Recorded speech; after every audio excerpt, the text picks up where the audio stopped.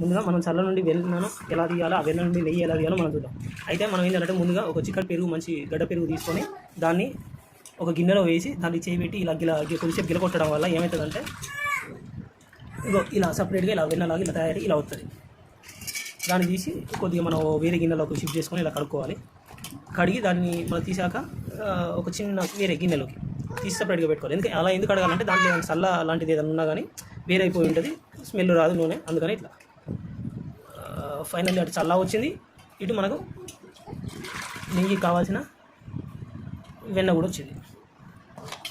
కాకపోతే ఇలా కొద్దిసేపు గిలకొట్టిన దాన్ని తీసుకొని మనం డీ ఫ్రిడ్జ్లో కనుక పెట్టేస్తే ఏదంటే ఆ చల్లదనానికి ఏంటంటే పైకి అనేది చల్లలో ఉన్న వెన్న అంతా పైకి తేలొచ్చి అలా గడ్డలా కూడా ఏర్పడుతుంది. ఇంకా మంచిగా కొద్దిగా ఎక్కువగా వస్తుంది వచ్చే వాటికంటే. కొద్దిసేపటికి ఏమవుతుందంటే ఇది కరుగుతూ ఉంటుంది. ఇలా కరిగి కొద్దిసేపు హీటే నెయ్యిలా మారిపోతుంది. చూద్దాం. కొద్దిసేపటికి ఇట్లా అయిన తర్వాతకి మసిలిన తర్వాత నూనె అవుతుంది. ఆ నెయ్యిని తీసి మనం దాన్ని చల్లారిన తర్వాత గాజు సీసాలో పోసి మనం భద్రపరచుకుంటే అయిపోతుంది.